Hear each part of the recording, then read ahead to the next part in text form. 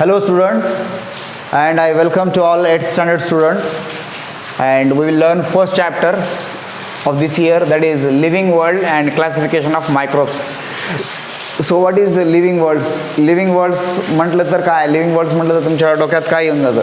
तर living world म्हणजे काय, डोक्यात जनरली आपल्या काय येतं, सजीव प्राणी आणि वनस्पती. ठीक आहे. तर सगळ्यात सुरुवातीला बघा, मग आपण बघूया इन हिस्ट्री, थोडं हिस्ट्री बघूया. क्लासिफिकेशन म्हणजे कुठल्या पण गोष्टीचं काही असू द्या, may be animals, may be plants, what ever it may B. Classification म्हणजे वर्गीकरण करणे, आणि कुठल्याही गोष्टीचं वर्गीकरण करायचं असेल किंवा कुठल्याही गोष्टीचं वर्गीकरण का करतो आपण, त्या गोष्टीला जर आपल्याला व्यवस्थित अभ्यास करायचा असेल, in order to study it systematic and easily, okay, we have to study it. So see कार्स लिनियस जो काय आहे, यांनी काय केलं होतं 1735 क्लासिफिकेशन केलं होतं सजीवांचं, व्हेजिटेबिलिया अँड ॲनिमेलिया, दोन किंगडममध्ये. म्हणजे याच्यामध्ये सगळे प्लांट्स यायचे, ॲनिमेलियामध्ये सगळे ॲनिमल्स यायचे. ठीक आहे. पण नंतर असं झालं की मायक्रोऑर्गॅनिझमसुद्धा असतात, सूक्ष्मजीवसुद्धा असतात, हे लक्षात आलं. आणि मग काय, हॅकल नावाचा शास्त्रज्ञ आहेत, त्यांनी 1866मध्ये प्रोटिस्टा नावाचा एक ग्रुप काढला आणखीन, ज्याच्यामध्ये की मायक्रोब्स सगळे. मग प्रोटिस्टा, प्लांट्स, ॲनिमल्स, 3 किंगडम झाले. ठीक आहे. त्याच्यानंतर पण असं लक्षात आलं की हा प्रोटिस्टा म्हणजे मायक्रो ऑर्गॅनिझम्समध्ये 2 प्रकार आहेत, प्रोकॅरियोट्स अँड युकॅरियोट्स. प्रोकॅरियोट्स म्हणजे काय, किंवा ज्याच्यामध्ये nucleus is not well defined और वेल डेव्हलप्ड, त्याचा न्यूक्लियस काय डेव्हलपिंग स्टेजमध्ये पूर्णपणे डेव्हलप नाही झालेला आहे. आणि युकॅरियोट्स म्हणजे काय, किंवा ट्रू न्यूक्लियस म्हणजे न्यूक्लियस काय डेव्हलप झालेला आहे. ठीक आहे. म्हणजे मग काय त्या ठिकाणी आणखीन काय, किंवा प्रोटिस्टामध्ये पण काय, किंवा प्रोकॅरियोट आणि युकॅरियोट आहेत म्हणून कळालं. मग ह्या काय चॅटन जो काय आहे, यानं काय केलं की यानं 2 ग्रुप काढले या प्रोटिस्टामध्येच, प्रोकॅरियोट्स आणि युकॅरियोट्स. मग नंतर काय झालं, कोपलँड 1938मध्ये कोपलँडनं काय केला, मोनेरा नावाचा एक किंगडम काढला, त्याच्यामध्ये प्रोकॅरियोटिक टाकून दिले. प्रोटिस्टा एक काढला, त्याच्यामध्ये युकॅरियोटिक टाकून दिले. प्लांट्स आणि ॲनिमल्स, आता किंगडम किती झालं, 4 किंगडम सिस्टीम झाली.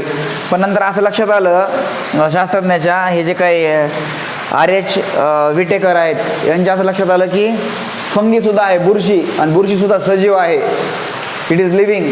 मग काय केलं, त्याला आणखीन एक किंगडममध्ये टाकून दिलं. मग काय तुमचा मोनेरा, प्रोटिस्टा, आणि त्याच्यासाठी फंगी नावाचा नवीन किंगडम काढला.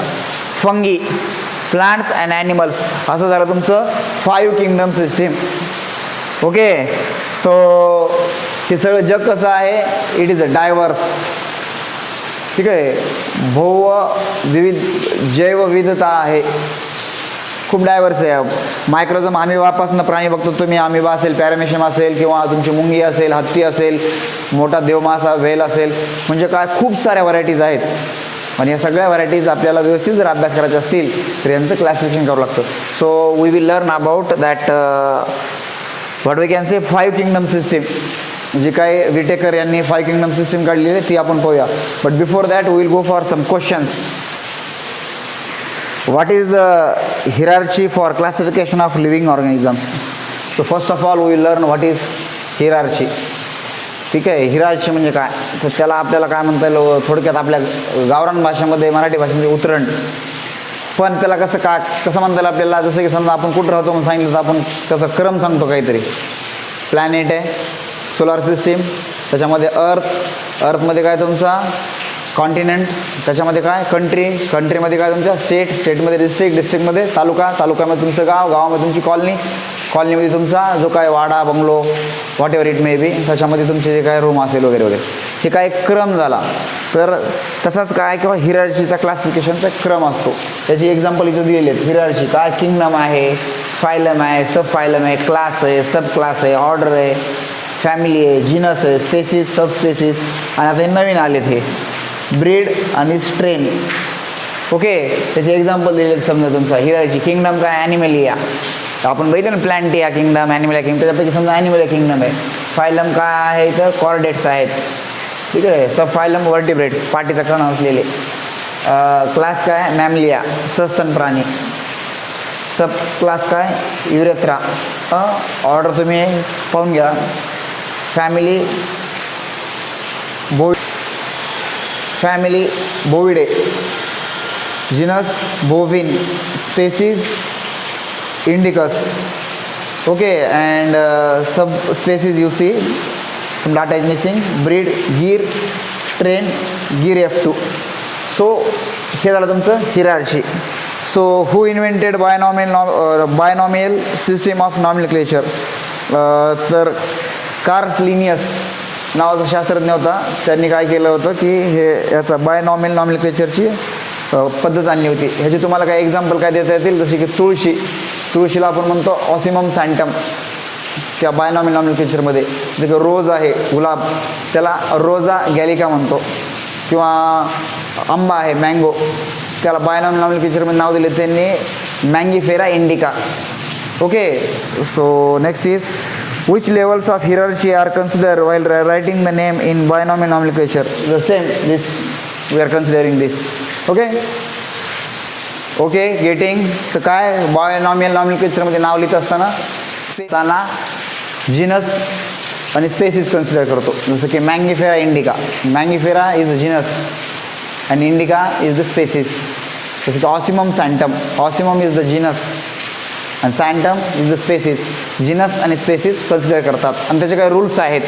जसं की हे मँगीफेरा इंडिका फॉर एक्झाम्पल, ते ह्याचं एम कॅपिटल पाहिजे, इंडिकाचा आहे छोटा पाहिजे आणि याला इटालियनमध्ये लिहावं लागतं आणि अंडरलाईन करावं लागतं. ओके, ते कॉडला गेलं असं आत्ता नाही आहे. So we will just see 5 kingdom Whittaker system. So we will learn about classification by Whittaker.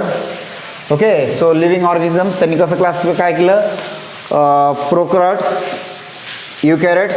प्रोकॅरियोट्समध्ये 2, unicellular, multicellular. युनिसेल्युलरमध्ये तुमचा प्रोटिस्टा आहे, मल्टीसेल्युलरमध्ये हेटरोट्रॉप्स. ओके, सो फर्स्ट प्रोकॅरियोट्स म्हणजे काय, युनिसेल्युलर ऑर्गॅनिझम्स ज्याच्यामध्ये की सेल्फ न्यूक्लियसची काय किंवा ग्रोथ व्यवस्थित नाही झालेली, nucleus is not distinct, is not well defined. ठीक आहे, और इल डेव्हलप्ड, पूर्णपणे त्याची वाढ नाही झालेली आहे म्हणजे काय, किंवा it is in the process of development. Okay, that is kingdom Monera. याच्यामध्ये सगळे युनिसेल्युलर आले प्रोकॅरियोट्स. पुन्हा युकॅरियोट्समध्ये तुमच्या काय युनिसेल्युलर पण आहेत आणि मल्टीसेल्युलर पण आहेत. पण युनिसेल्युलरमध्ये कसे घेतलेले आहेत, प्रोटिस्टा यांच्यामध्ये न्यूक्लियस वेल डेव्हलप्ड आहे, nucleus is well developed. After that मल्टीसेल्युलरमध्ये ॲटोट्रॉप्स अँड हेटरोट्रॉप्स. ॲटोट्रॉप्स स्वतःचं अन्न स्वतः तयार करणारे, हेटरोट्रॉप्स अन्नासाठी इतरांवर अवलंबून असणारे. ठीक आहे, ॲटोट्रॉप्समध्ये तुमचे प्लांट्स आले आणि हेटरोट्रॉप्स म्हणजे फंगी आणि ॲनिमल्स आले. तर या चॅप्टरमध्ये we will learn about kingdom Monera, Protista and fungi in detail. But as we know that for classification there must be some criteria. If suppose I have decided to divide students into divisions, me डिव्हिजन्समध्ये student divide करायचे ठरवले तर मला काहीतरी criteria सांगायला लागेल ना पॅरेंट्सला. माझ्या मनात आलं की नाही चला हे एक 20 मुलं या बॅचमध्ये, हे 20 या बॅचमध्ये, ते 30 त्या बॅचमध्ये, ते 40 एक्सवायझेड बॅचमध्ये, सगळ्या बॅचना दिलं ABCDEF. So when your parents will ask me or when you will ask me, sir, what is the criteria? So I must tell above 95% in the A batch, then 91 to 90, in between 91 to 95 B batch, 85 to 90 in C batch, 85 to 90% in C batch. Like that some criteria should be there. Criteria असेल तर सगळे मान्य करतील. नाही तर उगीच सांगितलं की नाही हा ए बॅचमध्ये सगळे काय काळे काळे मुलं आहेत, बी बॅचमध्ये काय सगळे गोरे गोरे मुलं आहेत, चालेल का? Nobody will accept. There must be some criteria. Okay, so ह्या विटेकरनं काय क्रायटेरिया यूज केला होता for classification, complexity of cell structure. Cell जे आहे, सेल स्ट्रक्चर त्याची कॉम्प्लेक्सिटी काय आहे, प्रोकॅरियोटिक का युकॅरियोटिक, त्या सेलमधला न्यूक्लियस वेल डिफाईन आहे की वेल डिफाईन नाही आहे, ठीक आहे, डेव्हलप्ड आहे की डेव्हलप नाही आहे, त्याप्रमाणे. Next complexity of organisms. Organisms काय आहेत, युनिसेल्युलर की मल्टीसेल्युलर आहेत, एक पेशी आहेत की बहुपेशी आहेत, सिंगल सेल आहेत की मल्टी सेल आहेत. ओके, मोड ऑफ न्यूट्रिशन, त्यांचं मोड ऑफ न्यूट्रिशन काय, ॲटोट्रॉप्स, स्वतःचा अन्न स्वतः तयार करणार, that is plants. Heterotrophs, they are also plants. आणि सॅप्रोफाइट्स. आता सॅप्रोफाइट्स म्हणजे काय, शरीराच्या बाहेर अन्न पचन करतात आणि नंतर मध्ये घेतात, म्हणजे ते काही एन्झाईम सिक्रेट करतात त्याच्यावरती, it get digested and then they consume that. Okay, that is the saprophytes, म्हणजे फंगी, बुरशी वगैरे आली त्याच्यामध्ये.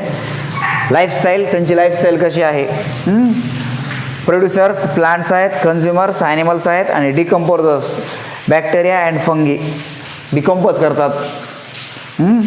आणि हे काय फॅलोजेनेटिक